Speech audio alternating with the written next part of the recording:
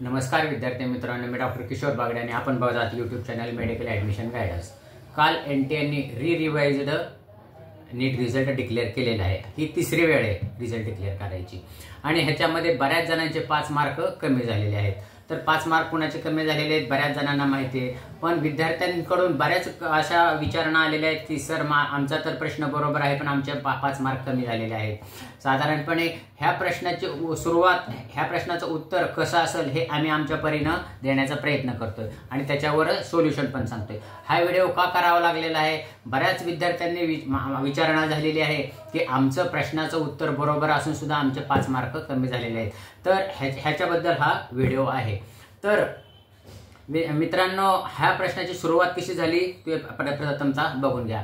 माननीय सर्वोच्च न्यायालयामध्ये एक पिटिशन दाखल केली होती की ज्याचा स्कोअर 708 मार्क आहे आणि त्याचा प्रश्नपत्रिका क्रमांक S3 होता आणि त्याच्यामध्ये फिजिक्सच्या सेक्शनमध्ये म्हणजे जे काही 35 क्वेश्चन्स होते त्याच्यामध्ये 19वा तो प्रश्न होता।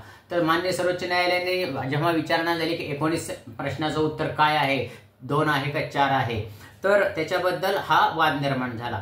त्याच्यामुळे सगळ्या विद्यार्थ्यांना काय लक्षात येईल की 19वा प्रश्नाचंच डिस्प्युटेड आहे आणि बऱ्याच विद्यार्थ्यांना वाटते की 19वा प्रश्नाचं उत्तर माझं, मी तर 4 लिहिलेलं असून सुद्धा माझे 5 मार्क कमी कसे झालेले आहेत। ही विद्यार्थ्यांकडून आलेला समजूत आहे। आता ते समजुतीचं हे कसं आहे त्याच्याबद्दल आपण ती समजूत कशी काढायची, खोडून काढायची, त्याच्याबद्दल हा व्हिडिओ आहे।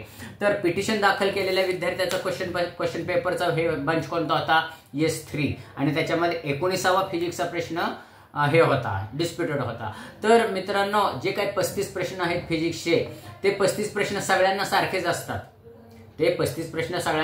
असतात। ते फक्त रिशल्फ केलेले असतात। ह्याला वेगळा क्रमांक असेल, त्याला वेगळा क्रमांक असेल, त्याला वेगळा क्रमांक असेल, त्याला वेगळा क्रमांक असेल। तर अशा साधारणपणे ज्या काही 10 ते 12 क्वेश्चन्स पेपर असतात त्याच्यामध्ये S3 मध्ये जो 19वा असेल, A मध्ये तो दुसरा असेल, B मध्ये तो तिसरा असेल किंवा DF मध्ये तो 5वा असेल, 12वा असेल, 15वा असेल।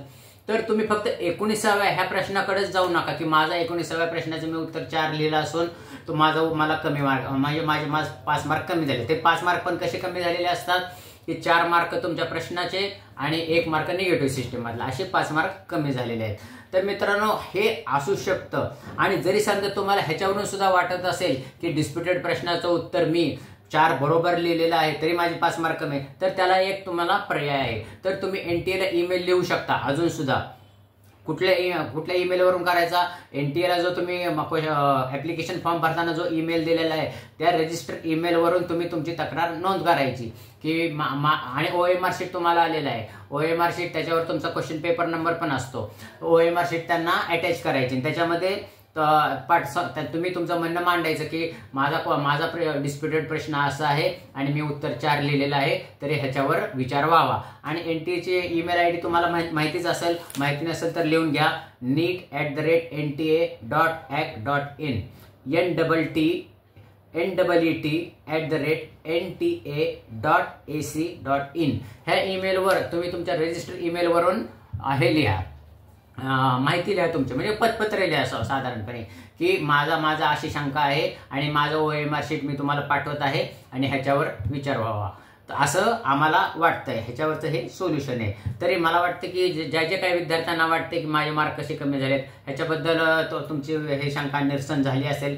जर शंका निरसन झाली नसेल तर मला व्हॉट्सअपवर तुमची शंका निरसन टाका, मी तुमचा शंका निरसन करेन किंवा तुम्ही मला फोन पण करू शकता। एवढंच बोलून आजचा विषय थांबवतो। जय हिंद, जय महाराष्ट्र। ह्याच आणि अशा माहितीपूर्ण व्हिडिओसाठी ह्या चॅनलला सबस्क्राईब करा, बेल आयकॉनवर क्लिक करा आणि आपल्या मित्रांना शेअर करा, कारण हा चॅनल शेवटपर्यंत तुमच्या मेडिकल ॲडमिशन संपेपर्यंत तुमच्या पाठीशी राहणार आहे। एवढं बोलून आजचा विषय थांबवतो। जय हिंद, जय महाराष्ट्र।